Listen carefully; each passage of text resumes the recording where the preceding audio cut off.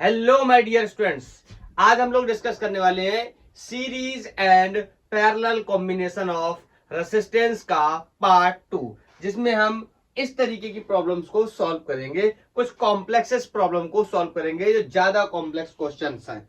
बोलो तो क्या हम इस क्वेश्चन को कर सकते हैं? ये चैलेंजिंग क्वेश्चन हम लेक्चर के एंड में या बीच में कहीं सॉल्व करेंगे। ठीक है, इस तरीके के और भी अच्छे अच्छे प्रॉब्लम्स को हम लोग सॉल्व करने वाले हैं। मैं आज के लेक्चर में काफी वैरायटी के क्वेश्चंस डिस्कस करूंगा, जिसमें व्हीटस्टोन ब्रिज का भी क्वेश्चन होगा, लेकिन वो सिर्फ और सिर्फ बैलेंसिंग स्टेट का होगा। नॉन बैलेंसिंग के लिए हम लोग एक एक्स्ट्रा लेक्चर करेंगे। ठीक है, तो ये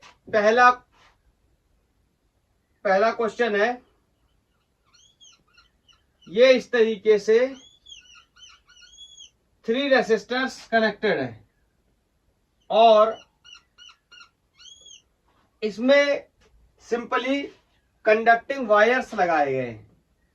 इस तरीके से मैंने कैपेसिटर में भी बताया था, कंडक्टिंग वायर्स लगाए गए हैं और ये कुछ इस तरह से, ये पॉइंट कोई बी है, ये पॉइंट कोई ए है। And question is find R equivalent between A and B.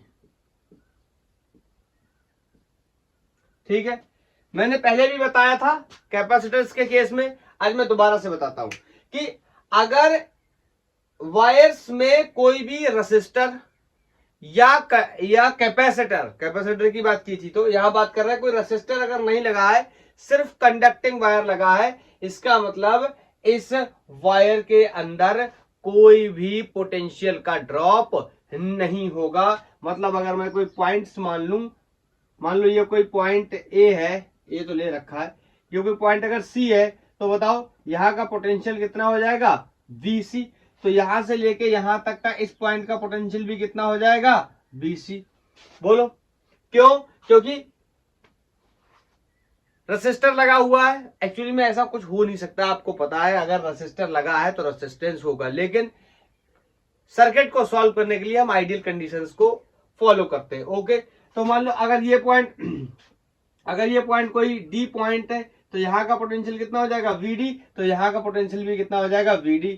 बोलो, और बाकी इसको सॉल्व करने के लिए क्या करते हैं हम लोग? अब नया इसको रीअरेंज करके इसका कंस्ट्रक्शन बनाएंगे और इस पर रेसिस्टेंसेस वगैरह की वैल्यूज को हम लोग नोट कर लेते हैं। ये वैल्यू कोई 2R है, ये वैल्यू भी 2R है, ये वैल्यू R है। तो ध्यान से समझना, मैं बार बार बताता हूं, ये जो इंड्स पे है ना, इनको इंड्स पे रहने दो। और देखो, अब यहां से समझो कि D और C और कौन सा पॉइंट लिया? हाँ, ये पॉइंट कितना है? D। ठीक, 2 पॉइंट्स है कौन? C और D। तो इनके बीच में जितने भी रेसिस्टर लगे हुए हैं, इनको अपन लोग क्या करते हैं? लगा देते हैं, बशर्ते ध्यान रखते हुए कि जो डायरेक्ट लगे हैं उन्हीं के विषय में डिस्कस करना है। बोलो, तो लगाना शुरू करें क्या? एक पॉइंट कोई कहीं पे क्या मान लो C मान लो, और एक पॉइंट कोई क्या मान लो? D मान लो। तो मान लो यहां पर मैंने कोई पॉइंट क्या मान लिया? C, और यहां पर कोई पॉइंट मान लिया D, और जो टर्मिनल पे उनको ऐसे लिखा रहने दो। बोलो कितने रेसिस्टर लगे C और D के बीच में? C और D के बीच में एक ये लगा है, एक ये लगा है और एक ये लगा है। इसका मतलब 3 रेसिस्टर्स लगे हुए हैं C और D के बीच में। तो इसको दोबारा जब कंस्ट्रक्ट करेंगे तो इसका कुछ इस तरीके का डायग्राम बन जाएगा। 3 रेसिस्टर्स लगे हुए हैं, बोलो, और 3 रेसिस्टर्स पैरेलल में है, तो इसका रिजल्ट निकालना मेरे लिए बहुत ही आसान है। R इक्विवेलेंट विल बी, बोलो, 1/2R plus 1/2R plus 1/R। Is that clear? LCM लेंगे, सॉल्व करेंगे, और सॉल्व करने के बाद हमारा आंसर आ जाएगा R/2। मैं ऐसे भी बता देता हूं, देखो, अगर इन दोनों को सॉल्व करेंगे, 2 रेसिस्टेंस पैरेलल में लगे हैं, सेम वैल्यू के है, इक्विवेलेंट आधा हो जाएगा, मतलब 2R का क्या हो जाएगा? R। फिर ये R और ये R फिर से पैरेलल में लगे, इनका रेसिस्टेंस फिर से हाफ हो जाएगा, तो R/2 will be the answer. ध्यान रखेंगे, मैं आपको एक शॉर्ट ट्रिक भी बता देता हूं।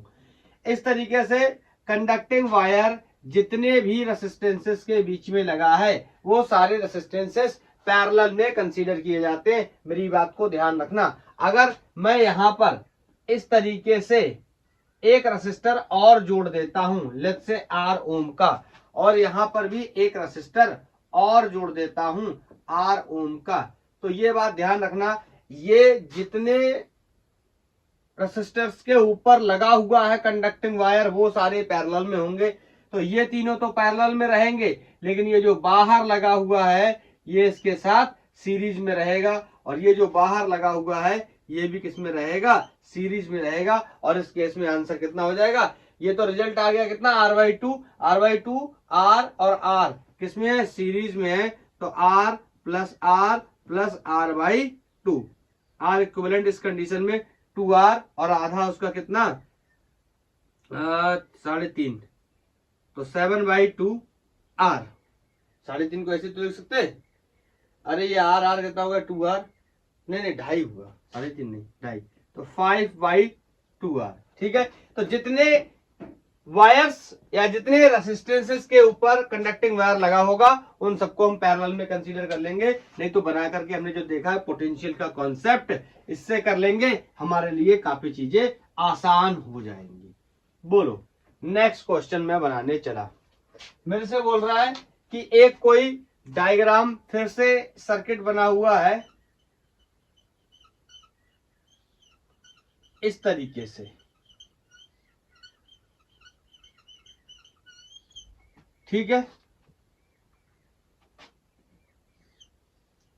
इस तरीके से रेसिस्टर्स लगे हुए हैं,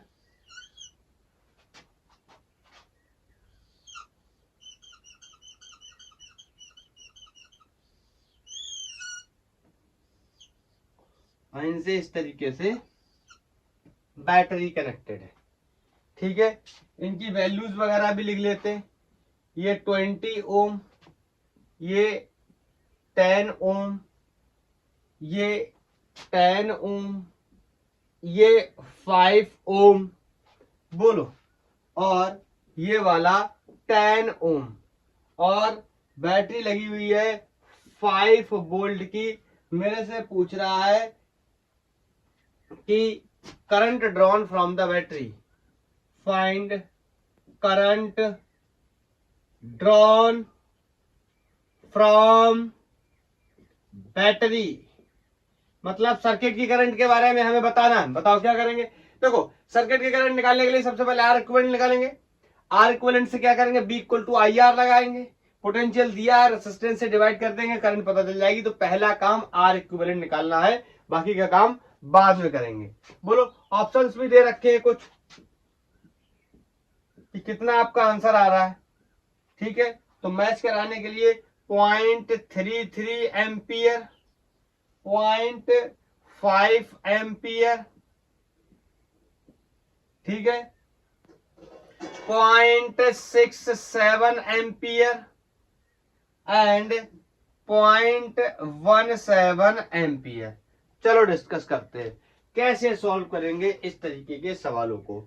क्या, अब ये देखो कंडक्टिंग वायर नहीं है, ये रेसिस्टेंस लगे हुए हैं, मतलब इस पॉइंट का पोटेंशियल और इस पॉइंट का पोटेंशियल सेम नहीं हो सकते, क्योंकि बीच में पोटेंशियल का क्या हो जाएगा, ड्रॉप हो जाएगा ड्यू टू दिस रेसिस्टर।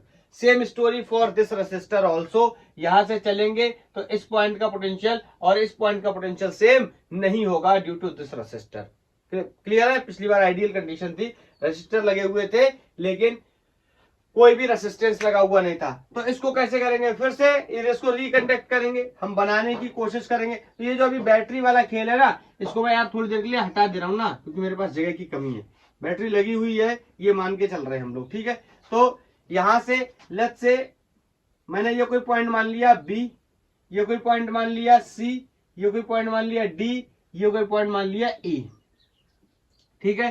तो B को मैं यहाँ पे ऐसे टर्मिनल पे रहने देता हूं और C और D को बीच में कर लेता हूं, यहाँ C और यहाँ D कर लेता हूं, और ये टर्मिनल पे इधर E है तो इसको यहाँ पर E कर लेता हूं। अब जिसके बीच में जो भी लगे हुए रेसिस्टर्स हैं उनको लगा देते हैं और ये बैटरी कनेक्ट कर दी मैंने 5 वोल्ट की नीचे। बताओ ये पॉइंट बी है। बताओ बी और सी के बीच में कितने रेसिस्टर्स लगे हुए हैं? ध्यान से देखो, बी और सी के बीच में एक रेसिस्टर लगा हुआ है, कुल कितना? 5 ओम का। क्लियर? ये बी और सी के बीच में, तो लगा लेता हूं 5 ओम का रेसिस्टर। क्लियर है? उसके बाद है बी और डी के बीच में कितने लगे हुए हैं? चेक कर लेते हैं। बी कहां है? ये, और डी कहां है? ये। बोलो। अब ये मत बोल देना आप कि बी और डी के बीच में ये 5 का लगा है, ये 10 का लगा है। ये बी और डी के बीच में नहीं लगा, ये बी सी और सी डी के बीच में लगा हुआ है। बी और डी के बीच में डायरेक्ट ये वाला रेसिस्टर ऊपर लगा हुआ है, इसको हम कंसीडर कर लेंगे कितना? 10 ओम। Is that clear? उसके बाद सी और ई, देखो ये सी है और ये ई है। Again the same story, this resistor is not between the C and E, this resistor is between C and D, and this resistor is between D and E. The resistance between the C and E is 10 ohm. Is that clear? बोलो। उसके बाद मेरा कौन बचा? E और D। E और D के बीच में ये सिंपल लगा हुआ है 20 ओम का, इसको लगा लेते। बोलो ये 20 ओम का। एक ऊपर रह गया, this is C and D. देखो ये सी एंड डी के बीच में 10 ओम का रेसिस्टर यहां पर लगा हुआ है। बोलो क्लियर? तो मतलब ये जो डायग्राम बना हुआ था, ये जो सर्किट का डायग्राम बना था, ये एक्चुअल में ऐसा डायग्राम था। समझ रहे हो ना? इसको जानबूझ के ऐसा बनाया गया था, तो इसको हमने रिकंस्ट्रक्ट कर लिया बाय द हेल्प ऑफ अपने कॉन्सेप्ट से कि पोटेंशियल देख लेंगे किसका कहां है, मैनेज कर लेंगे। अब आप कहोगे सर मुझे ये कैसे पता ये ऊपर था ये नीचे था? तो मैं आपको एक बात बताता हूं कि मुझे कैसे मानना है। मुझे क्या पता कि ये सर ऊपर बनेगा या फिर ये नीचे बनेगा? मेरी बात को बहुत ध्यान से सुनना। अगर आपसे क्वेश्चन सॉल्व ना हो रहा हो, आपको समझ ना आ रहा हो कि ये किस तरीके का क्वेश्चन है, और 5, 6 या 7 रेसिस्टर, ध्यान से सुनना, 5 से कम नहीं, 5, 6 या 7 रेसिस्टर इस तरीके से कनेक्टेड हो, आपको समझ में ना आ रहा हो ये सीरीज में है कि ये पैरेलल में है, तो आपको एक बार ट्राई करना चाहिए। कौन? Wheatstone bridge. Wheatstone bridge. तो आपको एक बार ट्राई करना चाहिए क्या? Wheatstone bridge. और बीट स्टोन ब्रिज की जो आइडियल कंडीशन है मैं वो आपको बता देता हूं।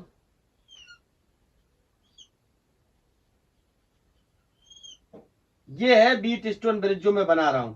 सर ये तो नीचे भी बना हुआ है। हाँ, मैं कॉन्सेप्ट को पहले क्वेश्चन को पहले बता देता हूं, कॉन्सेप्ट को बाद में बताता हूं।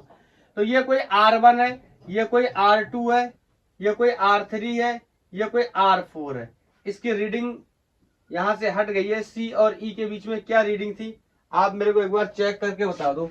C और E के बीच में मैं रीडिंग लिखना भूल गया, आई थिंक 10 होगी, 10 ओम। ठीक है, ओके। बोलो अब क्या है? अगर R1 upon R2 is equal to R3 upon R4 है, इसका मतलब ये बैलेंसिंग व्हीट स्टोन ब्रिज है।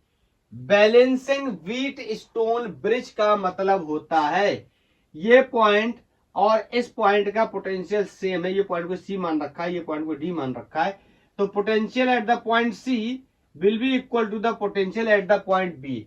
सबको पता है करंट हायर पोटेंशियल से लोअर पोटेंशियल की तरफ फ्लो करता है, लेकिन दोनों का पोटेंशियल सेम है। इसका मतलब कोई भी करंट का फ्लो नहीं होगा। It means there is no current in vertical branch.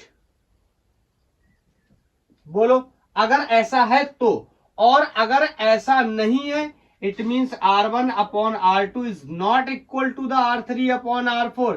इसका मतलब ये कैसा है? अनबैलेंसिंग है।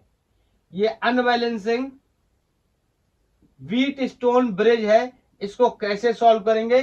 जब हम लोग नेक्स्ट लेक्चर में किरचॉफ रूल के बारे में पढ़ाई करेंगे तो वहां पर मैं आपको बताऊंगा, या उससे आगे हम व्हीट स्टोन ब्रिज का एक क्वेश्चन एक लेक्चर अलग से बना लेंगे, 2 क्वेश्चन 3 सॉल्व कर लेंगे, वहां पर कैसे सॉल्व करेंगे मैं आपको बताऊंगा। आज हम लोग डिस्कस कर रहे हैं सिर्फ बैलेंसिंग व्हीटस्टोन ब्रिज के बारे में। मतलब इन रेसिस्टर्स का रेशियो इन रेसिस्टर्स के रेशियो के बराबर आ गया। इसमें मुद्दे की बात यह है, तो वर्टिकल ब्रांच में कोई करंट नहीं है, तो वर्टिकल ब्रांच में अगर करंट नहीं है तो वर्टिकल ब्रांच के रेसिस्टर्स को हम हटा देते हैं in case of balancing Wheatstone bridge. Is that clear?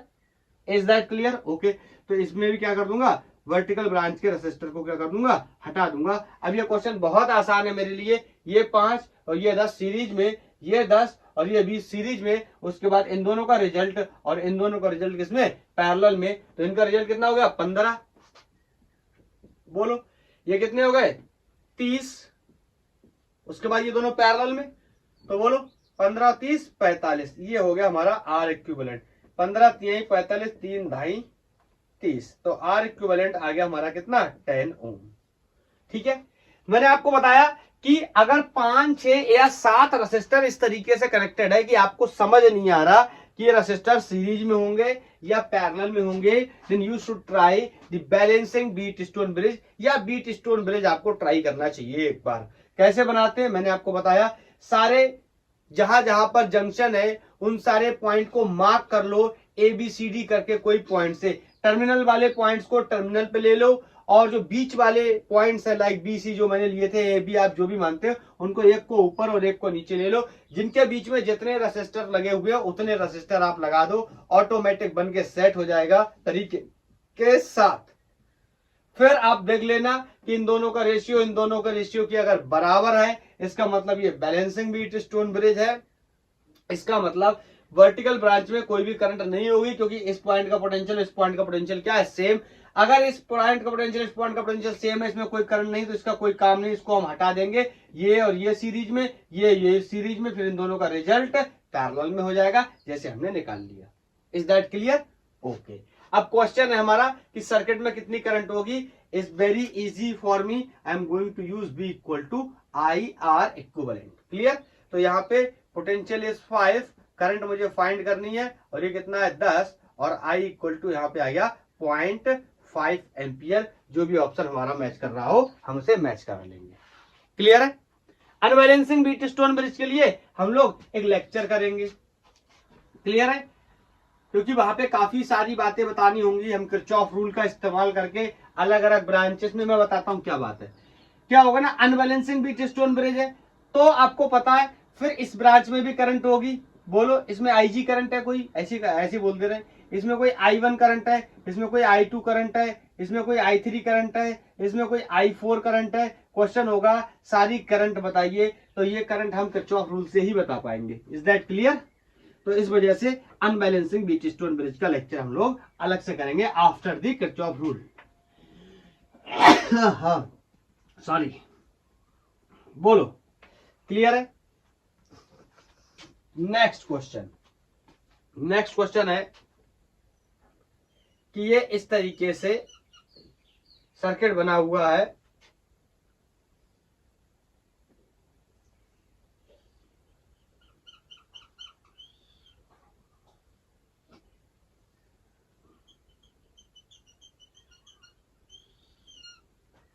ठीक है, और यहां पर भी इस तरीके से एक रेसिस्टर को लगाया गया है, यहां पर एक बैटरी लगाई गई है, और ये 4 रेसिस्टेंसेस टोटल लगाए गए हैं इसके अंदर।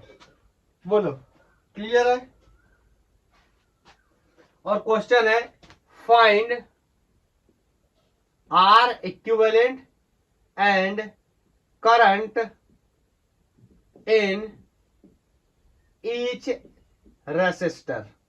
सारे रेसिस्टर्स में करंट बतानी है, और इनकी वैल्यूज जो दे रखी है नोट कर देता हूं। ये 4 ओम दे रखा है, और अच्छा ऐसे करके नहीं दे रखा, जैसे दिया वैसे लिख देता हूं। ये R1 है, और ये R1 है, ये R2 है, और ये R3 है, ये वाला R3 था सॉरी, और ये R4 ही होगा, और क्या ही बचा। ठीक है, और यहाँ पे मेरे को जो गिवन डेटा है that is R1 is equal to 4 ohm और R2 और R3 कैसे है, बराबर है 15 ओम के, और R4 की वैल्यू दे रखी है 30 ओम। ठीक है, ये जो ईएमएफ लगा है, डरना नहीं है सीएमएफ से। नेक्स्ट लेक्चर में हम लोग इस ईएमएफ की ही बात करने वाले हैं। Clear, cell terminal voltage and EMF की बात करेंगे नेक्स्ट लेक्चर में। ओके, अब मेरे से क्वेश्चन कह रहा है कि इनका इक्विवेलेंट रेजिस्टेंस बताओ और इसमें करंट बताओ ईच सर्किट ईच रेसिस्टर में। मेरे लिए काफी आसान होने वाला ये क्वेश्चन। बोलो तो बताओ कैसे सॉल्व करेंगे। बताओ कौन सीरीज में कौन पैरेलल में, मेरे लिए पहचानना कोई बड़ी बात नहीं है, मैं आपको बता भी चुका हूं। अगर आपको ना समझ में आया करे आप करंट दौड़ाया करो। यहाँ से करंट आई गई, बोलो यहाँ से करंट जाएगी तो यहाँ जंक्शन मिल गया, यहाँ करंट कोई I1 चली जाएगी, यहाँ करंट कोई I2 चली जाएगी। बोलो जब फिर से करंट ये I2 यहाँ पहुंचेगी तो यहाँ से फिर दो रास्ते दिखाई दिए करंट को, इसमें कोई I3 करंट चली जाएगी, इसमें कोई I4 करंट चली जाएगी। बोलो ये वाला रजिस्टर पैरेलल में, फिर ये वाला रजिस्टर भी किसमें है, पैरेलल में, फिर ये वाला रजिस्टर किसमें है, सीरीज में है, और इन सबको जोड़ देंगे तो हमारा इक्विवेलेंट रेजिस्टेंस आ जाएगा। तो बताओ R3 की वैल्यू कितनी है, 30, ये 30 है, और R4 कितना है, ये 4 है। तो इन दोनों को पैरेलल में जोड़ेंगे तो 30 गुणा 4/34, उससे कुछ ना कुछ हासिल हो जाएगा। फिर उसको इसके साथ पैरेलल में जोड़ेंगे, बोलो फिर इसको सीरीज में जोड़ेंगे, और जोड़ने के बाद आंसर आएगा R equivalent is 10 ohm. Clear, और 10 ओम रेजिस्टेंस आ जाएगा। थोड़ा सा आप जोड़ के बताना ना, कैलकुलेशन को इजी करा दो ताकि मैं कुछ क्वेश्चंस और करा पाऊं। B इक्वल टू IR का जब मैं यूज करने जाऊंगा, पोटेंशियल 10 है, करंट निकाल लेता हूं, रेसिस्टर 10 है, यहां से करंट 1 एम्पियर की आ गई, सर्किट में टोटल करंट 1 एम्पियर की आ गई। तो मुझे सब में अलग अलग करंट निकालनी है, तो कैसे निकालूंगा बताओ, कैसे निकालूंगा। देखो इन दोनों को सॉल्व करने के बाद जो भी आया था, ध्यान से सुनना मेरी बात, मैं यहाँ पे ऐसे बता रहा हूं, इन दोनों को सॉल्व करने के बाद कुछ ना कुछ आया होगा। मैं हिंट दे रहा हूं आपको, आप करके बताना मुझे, ठीक है। इन दोनों को सॉल्व करने के बाद कोई भी वैल्यू आई होगी, मान लेता हूं R' और ये R2, तो बोलो R' और R2 किसमें है, पैरेलल में। बोलो तो जितना पोटेंशियल यहां होगा उतना ही पोटेंशियल यहां होगा, क्योंकि पैरेलल में पोटेंशियल क्या होते हैं, सेम। कैसे निकालेंगे, देखो एक एम्पियर की करंट यहां से बह रही है, बैटरी से निकली, तो इसमें करंट कितनी जाएगी, 1 एम्पियर इस वाले में, और बोलो इसका रेजिस्टेंस कितना दे रखा है, 4 ओम। क्लियर, तो यहां से 4 × 1 मतलब 4 वोल्ट यहाँ पोटेंशियल का क्या हो गया, ड्रॉप। बचा कितना, 6।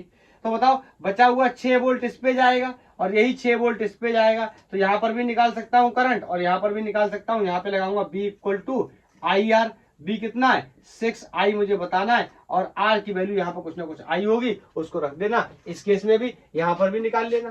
क्लियर, तो सारी वैल्यूज को कैलकुलेट करके मेरे को बता देना, ठीक है। अब मैं नेक्स्ट क्वेश्चन को बनाने जा रहा हूं, थोड़ा सा टाइम लगने वाला है, तो मैं पॉज करके बना लेता हूं। ये नेक्स्ट क्वेश्चन है, देख के डरना नहीं है बिल्कुल भी। देखो मेरे से बोल रहा है कि ये इस तरीके से सर्किट दिया हुआ है, और इक्विवेलेंट रेजिस्टेंस बताना है बिटवीन A एंड B, और सारे रेजिस्टर्स या रेजिस्टेंस जो कनेक्टेड है सर्किट में वो सब स्मॉल r ओम के हैं। तो आपने बताना है इक्विवेलेंट रेजिस्टेंस कितना होगा। बताओ कैसे सॉल्व करेंगे। अब देखो अगर मैंने आपको डेफिनेशन जब लिखाई थी प्रीवियस लेक्चर में सीरीज और पैरेलल कॉम्बिनेशन ऑफ रेसिस्टर्स की, तो मैंने आपसे कहा था ना कि डेफिनेशन लिखी होती हिंड से हिंड जुड़ा है तो सीरीज में होते। बताओ कैसे पहचानोगे किसका हिंड किस में जुड़ा हुआ है। इसीलिए करंट या पोटेंशियल वाला मेथड हमारे लिए सबसे बेस्ट है। बताओ मैं आपसे बोलता हूं, चलो हम लोग क्या करते हैं ना, बैटरी लगा करके चेक कर लेते हैं। तो मैंने कहा एक आइडेंटिकल बैटरी लगा दे रहा हूं। चलो मान लो यहां पर मैंने एक बैटरी लगा ली, और बैटरी लगाना उन्हीं यूनिट्स के बीच में, ये बात मैं आपको बार बार बता चुका हूं, जिनके बीच में इक्विवेलेंट रेजिस्टेंस बताना है। तो बोलो यहां से करंट निकलेगी, ऑफकोर्स दो रास्ते दिखाई देंगे, नीचे भी जाएगी ऊपर जाएगी, तो पहले ऊपर लेके चलता हूं। तो मान लेता हूं करंट इसमें I बन गई, मेरी बात को बहुत ही ध्यान से सुनना, इसमें करंट कोई I2 गई।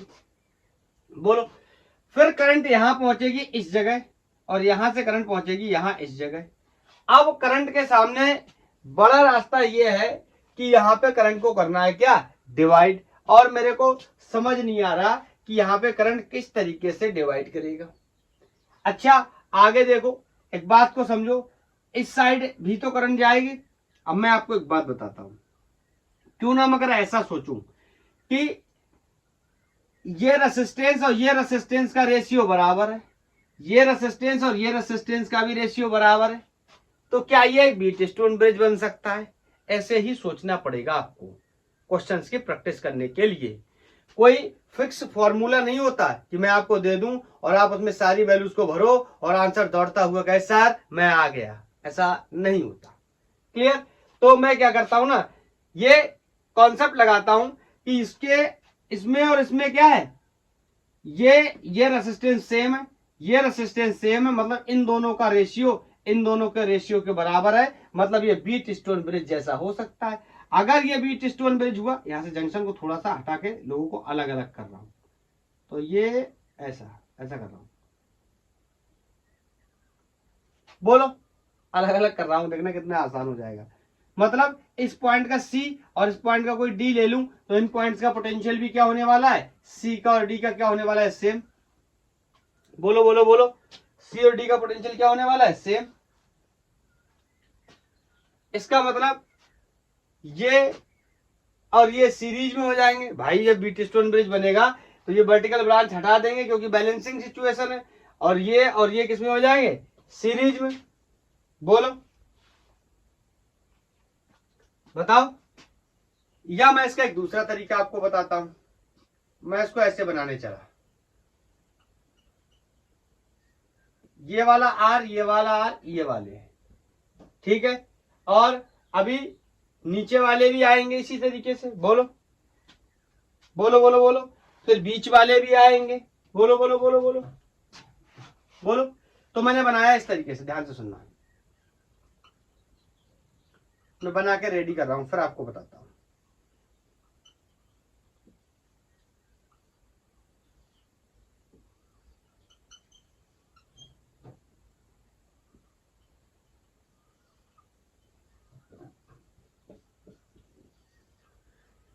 ये इसका सर्किट बन सकता है, कैसे समझते हैं इस बात को, बोलो।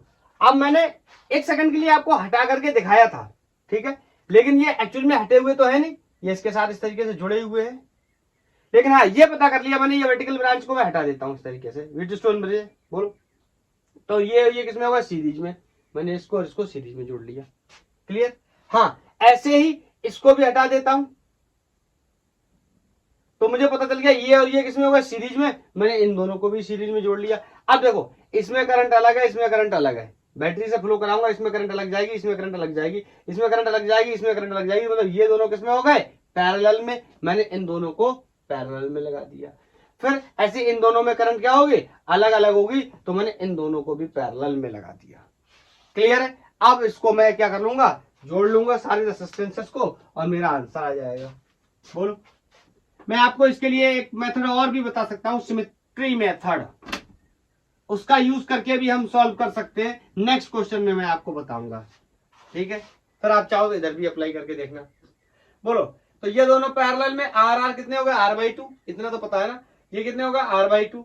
अब फिर r/2 और r/2 किसमें हो जाएंगे, सीरीज में, तो ये फिर से कितने हो गए, r। क्लियर? और ये r कितना हो गया, 2r, ये r कितना हो गया, 2r, मतलब ऊपर इस तरीके से 2r, मिड में इस तरीके से r, और नीचे इस तरीके से 2r, और ये सब कनेक्टेड है ऑफ कोर्स पैरेलल में। तो अब मेरे लिए जोड़ना इनको कोई बहुत बड़ी बात नहीं है। बोलो, मैं आंसर 0.5r लिख दूं, किसी को कोई टेंशन तो नहीं है? कैसे, देखो इन दोनों को जोड़ो, पहले इसको सीरीज, बोलो सॉरी, हाँ क्या हो गया, पैरेलल में है ना, हाँ पहले इन दोनों को पैरेलल में जोड़ो, तो 2r को जब पैरेलल में जोड़ोगे कितना रह जाएगा, r, बराबर वैल्यू के आधा हो जाएगा, तो कितना रह जाएगा, r, और ये r बचा। अब बोलो r को पैरेलल में जोड़ोगे तो कितना रह जाएगा, फिर से आधा, मतलब 0.5r equivalent is the answer for this question. Clear?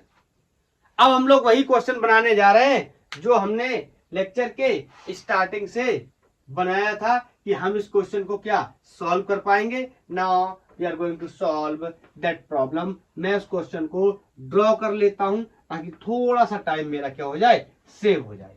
Okay,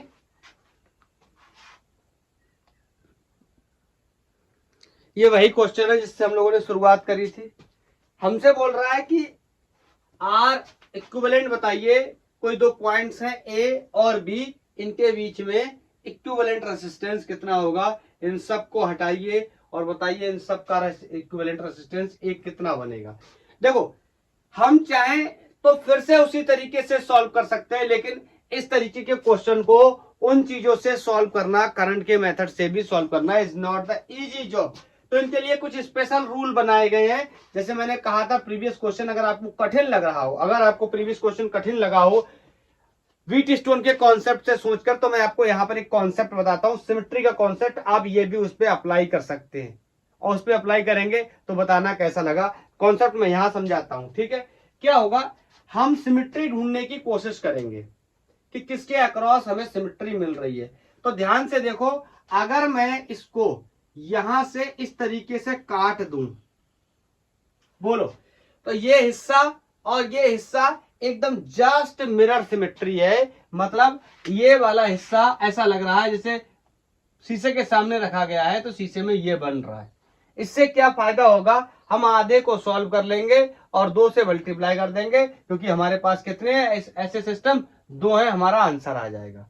clear है कैसे सॉल्व करते हैं, क्या नियम कानून होते हैं। अब मैंने इसको काट दिया, यहाँ कोई पॉइंट मान लो आप डी, यहाँ कोई पॉइंट मान लो, यहाँ पे आप ऐसे कुछ भी मान लो बाई, और यहाँ पे कोई पॉइंट मान लो, जो ना माने हो इस वजह से देख रहा हूं, यहाँ पे कोई पॉइंट मान लो आप एफ।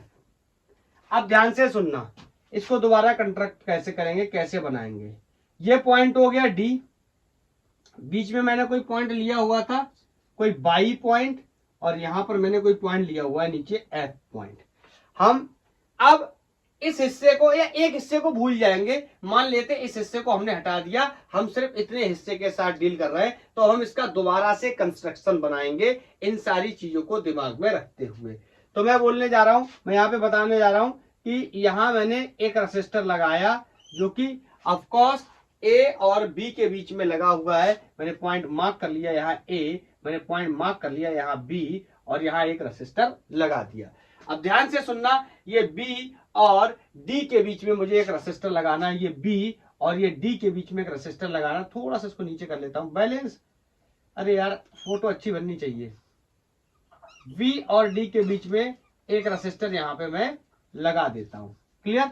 हाँ, ध्यान रखने योग्य बात क्या है कि बताओ, ये रेसिस्टर आर ओम का था, ठीक है, इसका रेसिस्टेंस आर ओम था, मैंने इसको बीच से काट दिया, इसका मतलब ये 2 बराबर भागों में डिवाइड हो गया, कुछ इसमें चला गया आधा और आधा इसमें चला गया, तो इसका रेसिस्टेंस अब R/2 हो जाएगा। इज दैट क्लियर, बोलो, इसका रेसिस्टेंस अब R/2 हो जाएगा, और ये वाला रेसिस्टेंस पॉइंट बी और बाई के बीच में जुड़ा हुआ है, तो बी और बाई के बीच में मैं एक पॉइंट लगा करके एक रेसिस्टर मैंने बी और बाई के बीच में ये आर लगा दिया, और ए और बाई के बीच में डायरेक्ट एक रेसिस्टर आर लगा हुआ है, ए और बाई के बीच में मैंने एक डायरेक्ट रेसिस्टर आर लगा दिया। बोलो, ठीक है, ये रेसिस्टेंस मैंने आर लगा दिया। अब बताओ, ए और सी के बीच में एक रेसिस्टर लगा हुआ है, ए और सी के बीच में जो रेजिस्टेंस लगा उसको मैं लगा लेता हूं। इस पॉइंट को मैंने कोई सी नाम दे दिया, आर सबकी वैल्यू है, ठीक है। और सी और एफ के बीच में अगेन वही आधा वाला सीन है, याद आ गया। तो यहां से ये रेसिस्टर मैं लगा लेता हूं, इसकी वैल्यू कितनी रह गई, R/2, आधा कट के इसमें चला गया, आधा इसमें चला गया, सिमेट्री मेथड है, ठीक है। और सी और बाई के बीच में ये R ओम का रेसिस्टर फिर से लगा हुआ है, मैं इसको यहां पे फिर से लगा लेता हूं, ठीक है, R ओम का।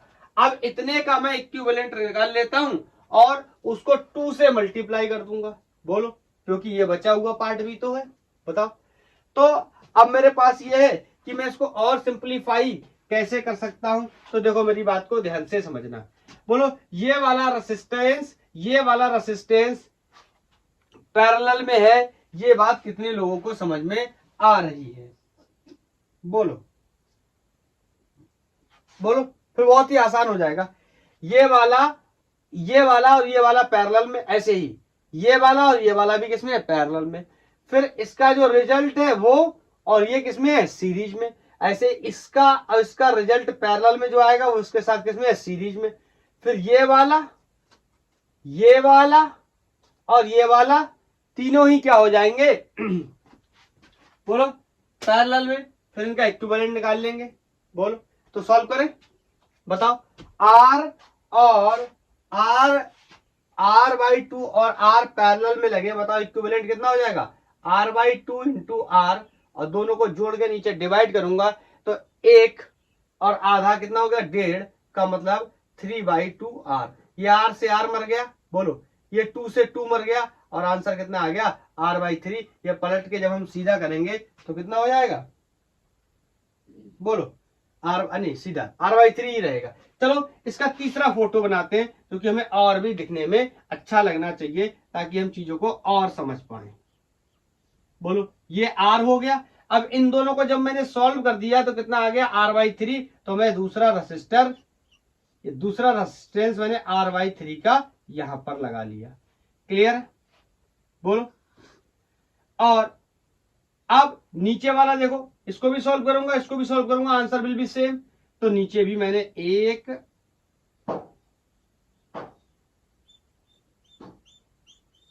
बोलो R/3, ये रह गया बीच वाला, इसको मैं R ऐसे लगा देता हूं। पॉइंट जो हमारे थे A और Y ऐसे ही रहेंगे। हमें A और B के बीच में निकालना था, लेकिन अभी हम A और Y के बीच में काम कर रहे हैं, क्योंकि हमने जब काट दिया तो B का क्या हो गया था? सेपरेशन, B अलग हो गया। बट कोई बात नहीं, हम A और Y का निकाल लेंगे यहां से यहां तक, फिर 2 से मल्टीप्लाई कर देंगे, उतना ही रिजल्ट इसमें आ जाएगा। अब मेरे लिए लगता है बहुत आसान है, कुछ खास बचा नहीं है। ये क्या है? R/3। ये क्या है? R। दोनों किसमें है? ऑफकोर्स सीरीज में है, तो इन दोनों को जोड़ लेंगे।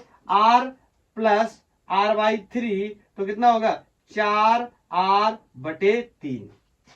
और रिड्यूस करना चाहो तो आप कह सकते हो कि ये जो ऊपर वाले रेसिस्टेंस हैं, इनको मैंने सॉल्व किया है, तो ये 4/3R के बराबर आया है। विजिबल है? ठीक है। और नीचे भी इसको सॉल्व करूंगा तो ये भी 4/3 आएगा, बीच में R आ जाएगा। तो यहां पर ये हो गया R, और नीचे वाला रेसिस्टेंस सॉल्व किया तो ये भी हो गया 4/3R, और इस पॉइंट का नाम A और इस पॉइंट का नाम क्या है? कोई Y। अब ये तीनों किसमें है? पैरेलल में है, तो इन तीनों को पैरेलल में जोड़ लेंगे और हमारा इक्विवेलेंट आंसर आ जाएगा। तो मैं जोड़ने चला, 1/R equivalent will be equal to 1/R1, मतलब 4/3R प्लस 1/R प्लस, अच्छा इन दोनों को एक साथ लिख देता हूं, प्लस 1/4/3R प्लस 1/R। बोलो, दोनों के तीन पलट के ऊपर चले जाएंगे, तो यहां से 1/R equivalent is equal to 3/4R plus 3/4R plus 1/R। इन दोनों को सॉल्व करेंगे। बोलो, अब सॉल्व करना तो आपके लिए आसान है, बस एलसीएम एलसीएम तो लेना है, इससे ज्यादा और क्या ही करना है। बोलो, तो अगर इन दोनों को सॉल्व करोगे तो ऊपर कितना हो जाएगा? 3 3 6, और नीचे कितना हो जाएगा? 4R एलसीएम आ जाएगा। तो यहां से मैं शायद विजुअल ना हो तो इधर लिख दे रहा हूं, 1/R इक्विवेलेंट, ये 4R एलसीएम आ गया, और 3 और 3 कितने हो गए? 6 प्लस 1/R। अब बताओ, 4R और R का जब एलसीएम लेंगे कितना आ जाएगा? 4R। तो यहाँ कितना बचेगा? 6। यहाँ R से R मर गया, तो यहाँ कितना आ गया? 4। अरे ये सब तो करना आता ही है ना। तो 10/4R जब सीधा करेंगे तो ये हो जाएगा 4R/10। R इक्विवेलेंट आ गया कितना? 0.4R। मेरी बात को ध्यान से सुनना। This 0.4 equivalent resistance is between the point A and point Y, but हमसे क्वेश्चन में पूछा गया था find equivalent resistance between A and B, तो अभी अपन इसका क्या करने वाले हैं, 2 से मल्टीप्लाई करने वाले हैं, क्योंकि ऐसे जो हमने बनाए हैं ये लूप्स कितने बने हैं, 2 बने हैं। तो 0.4 आंसर आया है। मैं थोड़ा सा कहीं पर यहां पर मेंशन कर देता हूं, R equivalent is 0.4 R between A and B, लेकिन हमसे ए एंड बी के बीच में पूछा गया है। So R equivalent between A and B will be, बोलो क्या होगा, R equivalent will be 2 times of R equivalent between, यहां ए बी लिख दे रहा हूं और यहां ए बाई लिख दे रहा हूं। तो R A B is going to be 2 into 0.4 r and that is going to be simply 0.8 r is the answer of this problem. Is that clear? बोलो। नेक्स्ट क्वेश्चन को मैं बना लेता हूं फिर आपको बताता हूं।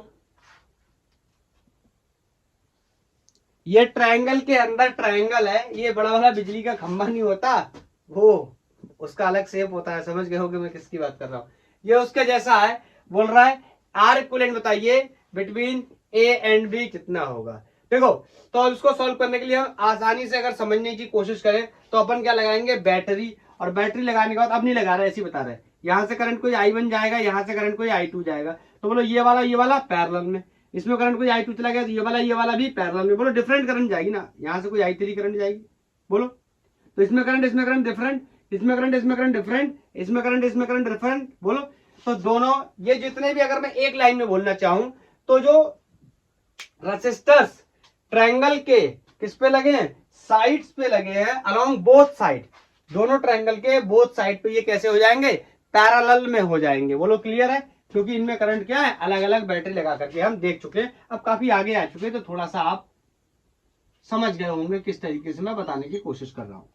तो मैं इन तीनों का इन 6 रेसिस्टेंसेस को हटाकर 3 बनाता हूं पहले। तो बोलो ये दोनों पैरेलल में है तो कितना हो जाएगा R/2, ये दोनों पैरेलल में है तो कितना हो जाएगा R/2, ये दोनों पैरेलल में है तो कितना हो जाएगा R/2 ऑफ कोर्स, और ये पॉइंट कोई क्या है A और ये पॉइंट कोई क्या है B, इनके बीच मुझे बताना। अब मेरे लिए बहुत आसान है कि ये वाला रेसिस्टेंस सीरीज में कनेक्टेड है, बोलो। तो इनका रिजल्ट कितना हो जाएगा, R/2 plus R/2 will be R। इसका मतलब ये R इस तरीके से, और यहां पर नीचे क्या रह गया R/2, और इस पॉइंट का नाम A और इस पॉइंट का नाम B। और ये वाला रेसिस्टेंस और ये वाला रेसिस्टेंस पैरेलल में, तो इनके लिए R इक्विवेलेंट निकालना बहुत ही आसान है मेरे लिए, R/2 इंटू R, और दोनों को जोड़ के डिवाइड करूंगा तो ये 1 और ये 1/2 है, तो 3/2 ये हो जाएगा R, एक R से R मर गया, ये 2 से 2 मर गया, एंड आंसर इज R/3। बोलो इक्विवेलेंट रेसिस्टेंस कितना आ गया, R/3। बोलो नेक्स्ट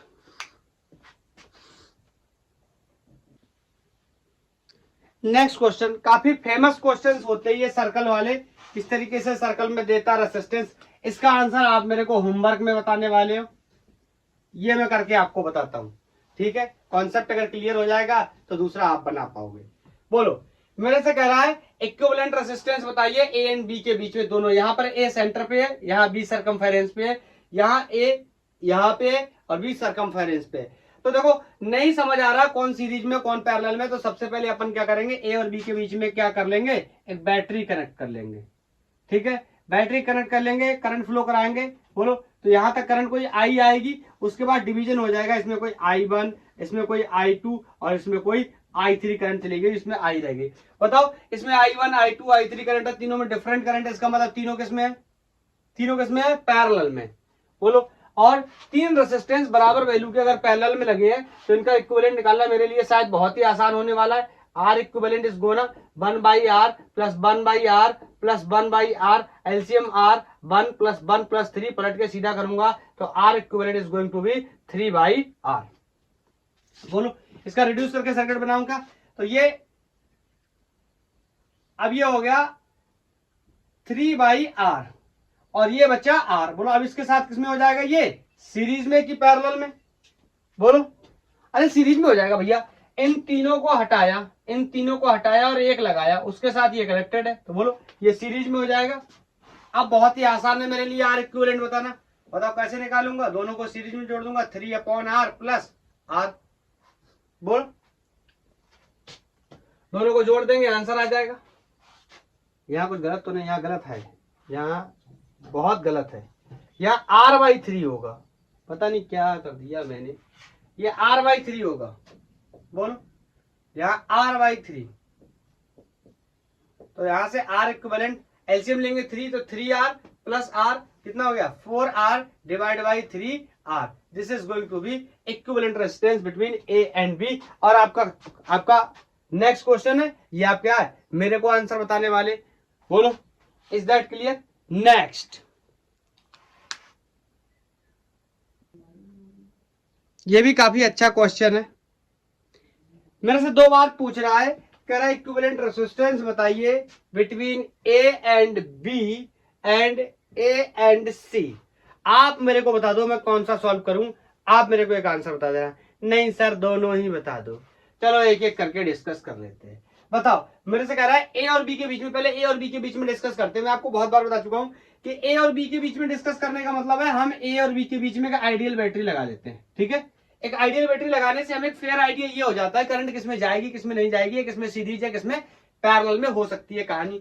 बोलो तो इसमें करंट आई, बोलो यहां से इसमें करंट आई या उधर साइड से ले आओ कोई फर्क नहीं पड़ता। तो यहां से करंट डिवाइड हो गई, मान लो इसमें I1 चली गई, इसमें कोई करंट I2 चली गई, ठीक है। अब यहां से करंट जब ये I2 करंट जब यहां पहुंची तो इसने देखा फर्दर 2 रास्ते हैं, लेकिन ये रास्ता खुला हुआ है, समझे कि नहीं समझे, ये रास्ता खुला हुआ है। और आपको पता है टूटे हुए रास्ते पर करंट नहीं जाती है, फ्लो ऑफ इलेक्ट्रॉन्स या फ्लो ऑफ चार्जेस नहीं होता है, मतलब इस साइड कोई करंट नहीं आएगी। जब नहीं आएगी तो ये की पूरी I2 इसमें कन्वर्ट हो जाएगी।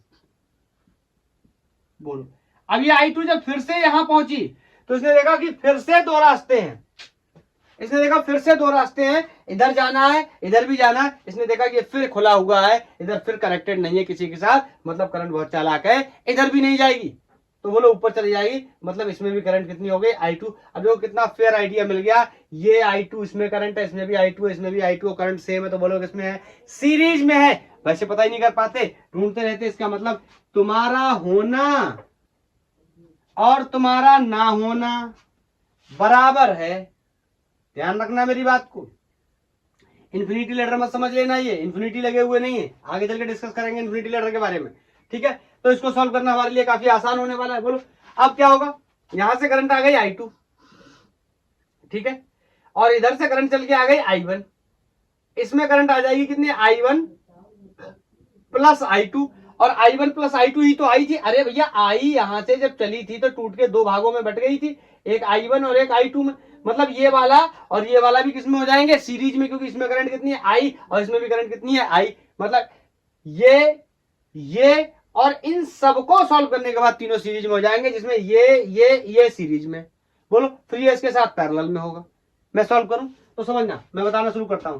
बोलो ये वाला और ये वाला सीरीज में, किसी को कोई डाउट नहीं होनी चाहिए। तो कितना हो गया 30, 10 प्लस 10 प्लस 30, उसके बाद ये 30 और ये पैरेलल में, क्यों यहां पे करंट I1 है इस ब्रांच में, और इन तीनों में मिलकर करंट कितनी होगी I2। मैं यहां पर एक बार रफ आइडिया देता हूं आपको, ठीक है। ये कितना लिख लेता हूं, ये 30 कर लेता हूं, और इस ब्रांच में करंट I2 मान लेता हूं। बोलो यहाँ I2 30, यहां I1, ये कितना है 10। अब ये दोनों किसमें हो गए पैरेलल में।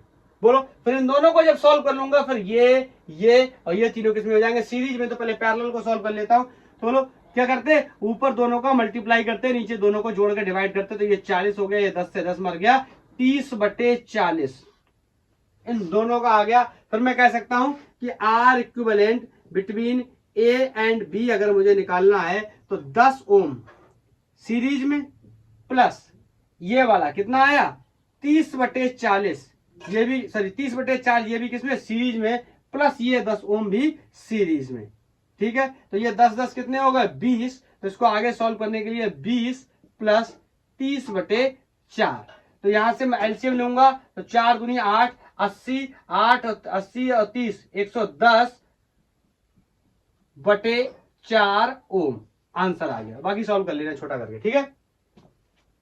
बोलो कोई डाउट। नहीं होना चाहिए। ए और बी के बीच में निकाल लिया, अब मैं ए और सी के बीच में निकालने जा रहा हूं, हटाऊं। क्लियर है ना?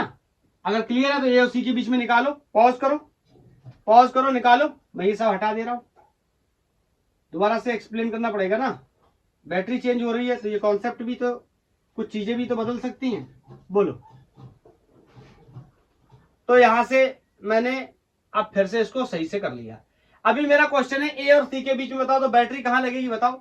सबसे पहले बैटरी लगा लेता हूं ए और सी के बीच में, ये लग गई बैटरी।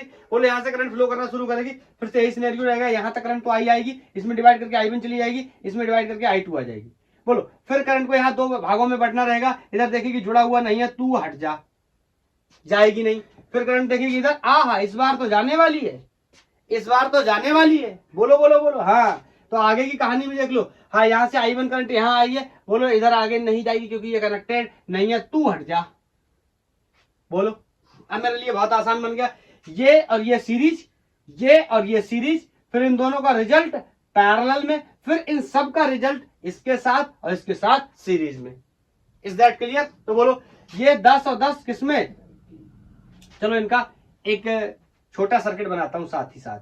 ये 10 और 10 किसमें, सीरीज में कितना हो गया 20, ये 10 और ये 10 किसमें, सीरीज में कितना हो गया 20, मतलब ये 20 और 20 किसमें हो गए, पैरेलल में। तो 20 और 20 पैरेलल में कितना हो जाएंगे 10, तो ये 10, ये 10, ये 10, ये 10 ये वाला, ये 10 ये वाला। इन सबको सॉल्व करने के बाद भी ये 10 आया है। देखो 10 और 10 सीरीज में 20, 10 और 10 सीरीज में 20, इसमें करंट I2 है, इसमें करंट I2, दैट्स व्हाई ये सीरीज में, इसमें करंट I1, इसमें भी करंट I1 क्योंकि यहां गई नहीं, ये पिछले केस का लिखा रह गया, ठीक है I2, ठीक है। तो इन दोनों को हटाया 20 आया, इन दोनों को हटाया 20 आया, फिर 20 20 को हटाया 10 आया, 10 10 10 सीरीज में, तो answer is 30 ohm. Is that clear? Next, ये रहा इन्फिनिटी लैडर का केस। इस तरीके से 1 ओम 1 ओम 1 ओम का रेसिस्टेंस अनंत तक, इनफाइनाइट तक लगे हुए। ये वर्टिकल ब्रांच में 2 ओम 2 ओम 2 ओम के कहां तक, इनफाइनाइट तक लगे हुए। तो इनको सॉल्व कैसे करेंगे, इनको सॉल्व करना बहुत आसान है, तरीका समझ लेते हैं। पहले इसको मैं कंस्ट्रक्ट करने जा रहा हूं, मैं यहां से इसको काट रहा हूं, ध्यान से सुनना, जो नियम बता रहा हूं वही चलेंगे, इसके अलावा आप कुछ और सोचेंगे तो गलत हो जाएगा, ठीक है। यहां से मैंने इसको काटा, और काटने के बाद मैंने क्या किया, मैंने इसको दोबारा से सर्किट बनाया। यहां पर मैंने ले लिया 1 ओम रेसिस्टेंस ये वाला, और यहां पर ये मैंने ले लिया 2 ओम रेसिस्टेंस ये वाला, और यहां इसको मैंने इस बैटरी से कनेक्ट कर दिया। 6 वोल्ट मैंने कोई जानबूझ के ले लिया है, न्यूमेरिकल आंसर आपसे पूछूंगा इस वजह से, ठीक है। अब मैंने इसको काट दिया, ध्यान से सुनना। ये सीढ़ी जैसा केस है, जैसे सीढ़ी होती है, सीढ़ियों में वो लगे होते हैं, उसके पैडल्स लगे होते हैं ना ऊपर चढ़ने के लिए। तो इसमें कह रहा है कि बताइए इसका इक्विवेलेंट रेसिस्टेंस कितना होगा। मैं आपसे एक सवाल पूछता हूं, मैंने जितने भी लेडर्स आगे इन्फिनिटी तक लगे हुए हैं, ये रेसिस्टेंसेस मैंने सब काट दिए। मैंने पहला छोड़ा, दूसरा छोड़ा, और मैंने माना कि ये जो सब मैंने यहां से जो कट कर दिया ना पूरा हिस्सा, इन सब का रेसिस्टेंस R है।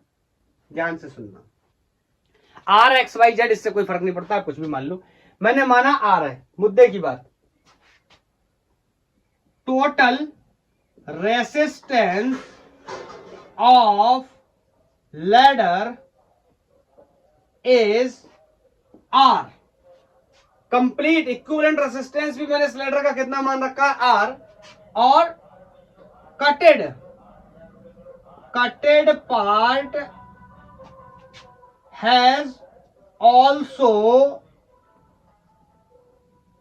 Resistance R। मुद्दे की बात समझना। आप कहोगे सर दोनों आपने R कैसे मान लिए, ये इतना कटा हुआ है इसको भी R मान लिया आपने, टोटल को भी R मान लिया। देखो यार एक बात बताओ, अगर 5 करोड़ में से 1 रुपया निकाल लिया जाए तो कितना फर्क पड़ेगा। आप कहोगे सर कुछ भी नहीं पड़ेगा। ये सेम सिचुएशन है कि इसमें इनफाइनाइट लगे हुए हैं, मैंने कितने काट के कितने निकाले, कुल कितने बचाए, 1 2 ही तो बचाए, बाकी सबको तो R मान ही लिया ना। तो इन दो से क्या ही बहुत फर्क पड़ जाएगा, तो इसको भी मैंने R मान लिया। ध्यान से सुनना, ये ऐसे ही सॉल्व होगा, अदरवाइज सॉल्व नहीं होगा अगर आप सोच रहे हो, ठीक है। तो R इक्विवेलेंट टोटल सर्किट का कितना मानना है, R मानना है।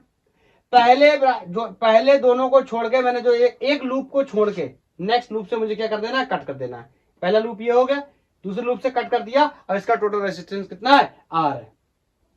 बोलो अब इसको सॉल्व करना है। बोलो ये आर और ये आर पैरेलल में, फिर उसके साथ जो भी आएगा वो इसके साथ सीरीज में होगा। इसको कैसे सॉल्व करेंगे, तो पहले इन दोनों को सॉल्व करते। लेट्स से इनका कोई आर इक्विवेलेंट डैश इनका रिजल्ट आने वाला है, that is 2r upon r plus 2। Parallel में दो रेसिस्टेंसेस को कैसे जोड़ते हैं, मल्टीप्लाई कर देते, नीचे दोनों को जोड़ के डिवाइड कर देते। मैंने कर दिया। अब बताओ इसका तीसरा मैं तीसरा सर्किट बनाता हूं, उसका ध्यान से देखना। यहां पर 1 ओम और यहां पर ये वाला रेसिस्टेंस बोलो कितना हो गया, ये वाला 2r अपॉन r प्लस 2। इन दोनों को हटाने के बाद ये रेसिस्टेंस इतना हो गया और ये रेसिस्टेंस कोई 1 ओम है, बैटरी 6 वोल्ट की लगी हुई है। अब ये और ये किसमें है, सीरीज में, तो इनको जोड़ने जाएंगे। अब मैं ये फोटो हटा रहा हूं, अब इनको जोड़ने जाएंगे। This is going to be R equivalent, this is going to be 1r plus 2r upon r plus 2। And remember R equivalent को मैंने कितना मान रखा है, r के बराबर। मतलब इक्विवेलेंट की वैल्यू और कटेड पार्ट की वैल्यू को मेरे को क्या रखना है, सेम रखना है। This is going to be 1r plus 2 upon r plus 2। अब इसको सॉल्व करना है, ये आपका काम है। सर मेरा काम कैसे, देखो अब इसको सॉल्व करेंगे, क्या करेंगे, पहले एलसीएम लेंगे, तो कितना हो जाएगा r प्लस 2, यहाँ कितना आ जाएगा r प्लस 2। फिर चलो एक लाइन से एक दो करके बता देता हूँ, फिर मैं आपको इसमें भी ये भी आगे आसानी से सॉल्व नहीं होगा, इतनी आसानी से आप सोच रहे हो ना, तो ये भी सॉल्व नहीं होगा, ये भी जाके प्रॉब्लम करने लगेगा। r प्लस 2 और यहाँ कितना हो गया 2r और एलसीएम कितना आ गया r प्लस 2। अब ये मत पूछना कैसे आ गया, अब देखो एलसीएम r प्लस 2 यहाँ नहीं है तो r प्लस 2 भेज दिया, यहाँ 2r। अब इसका इधर मल्टीप्लाई करूंगा, क्रॉस मल्टीप्लाई करूंगा, क्रॉस मल्टीप्लाई, ये हो गया R square plus 2r, R square plus 2r is equal to r plus 2 और प्लस का 2r, ऐसे लिख लेता हूं, r प्लस 2 प्लस 2r, तो ये 2r और ये r कितना हो गया 3r प्लस 2। अब बोलो r वालों को एक तरफ कर लो, तो ये इधर जाएगा, this is going to be R square, ये इधर गया माइनस r और ये कितना हो गया -2, इधर जाएगा तो -2 इज इक्वल टू 0। ये कोऑर्डिनेटिक इक्वेशन बन गया। कभी कभी तो ये सॉल्व हो जाएगा नॉर्मल फैक्टर से और कभी कभी ये सॉल्व नहीं होगा, तो इसमें r की वैल्यू को निकालने के लिए श्री धराचार्य का फॉर्मूला इस्तेमाल करना पड़ेगा। धराचार्य साहब ने जो फॉर्मूला दिया था फैक्टर बनाने के लिए कि टिपिकल फैक्टर जब हमसे नहीं बनते हैं तो हम क्या करते हैं, b plus minus under root b square minus 4ac upon 2a, हम इसका इस्तेमाल करते हैं। मैं आपको एक बात और बताना चाहता हूं, मैं कंपेयर करके बता देना चाहता हूं। ये होता है ax square minus bx plus minus c बराबर 0। मतलब ये वैल्यू क्या है c, अगर आपको नहीं समझ में आता कि c क्या है तो c ये कांस्टेंट 2 यहाँ से इससे कंपेयर कर लो, ये x स्क्वायर है, इसके आगे की जो वैल्यू है वो a होगी, जरूरत पड़ने पे a मैंने यहाँ बड़ा लिख दिया, यहाँ छोटा लिखा तो छोटा ही लिख देता हूँ, ठीक है। r के आगे की जो वैल्यू है वो b होगी, r का मल्टीप्लाई b कितना है, ऑफकोर्स -1 होने वाला है यहाँ पे, ठीक है। अब मेरी बात को ध्यान से सुनना, मैं एक बात और बताना चाहता हूँ। अब इस फॉर्मूले को आप यूज करोगे तो यहां से r की 2 पॉसिबल वैल्यू आएंगी, एक प्लस आएगी और एक माइनस आएगी। मैं चाहता हूं कि आप ऐसा मत करो, क्यों, क्योंकि रेसिस्टेंस की वैल्यू नेगेटिव नहीं आने वाली है, तो ये जो माइनस है ना, ये इसको आप छोड़ दो। आप जो भी वैल्यू सॉल्व करोगे वो कैसी आएगी, पॉजिटिव ही आएगी। अब इस x को हटाकर मैं यहाँ r लिख देता हूं और b plus under root b square minus 4ac upon 2a। आप सारी वैल्यूज को रखो, बताओ b की वैल्यू कितनी है -1 प्लस अंडर रूट b की वैल्यू कितनी, b का स्क्वायर करूंगा -1 का स्क्वायर माइनस 4a की वैल्यू कितनी है 1, c की वैल्यू कितनी -2 अपॉन 2, a की वैल्यू कितनी है 1। सबको रखोगे और रखने के बाद सॉल्व करोगे और यहां से आंसर मिल जाएगा, ठीक है। 6 वोल्ट की बैटरी लगी हुई थी, पूछा जाए करंट वगैरह कितनी होगी तो हम बता सकते हैं, टोटल इक्विवेलेंट रेजिस्टेंस निकल आएगा, डिवाइड मार देंगे किसमें ले जाके, पोटेंशियल में, करंट वगैरह की वैल्यू भी हमें क्या होगी पता चल जाएगी। बोलो इज दैट क्लियर। लेटर को किस तरीके से सॉल्व करते हैं, तो वैसे तो मैंने जो भी पॉसिबल क्वेश्चंस थे करा दिए, बहुत ही अच्छे क्वेश्चंस कराने की कोशिश की है, लेकिन फिर भी कुछ सवाल रह गए। यहाँ पूरा कराना पॉसिबल नहीं है, तो आप बाकी अपने आप से कर लेना। अगर नहीं होते तो आप मेरे से पूछना, मैं आपको दोबारा बता दूंगा। तो आज के लिए इतना ही। थैंक यू, धन्यवाद। पढ़ाई करते रहिए।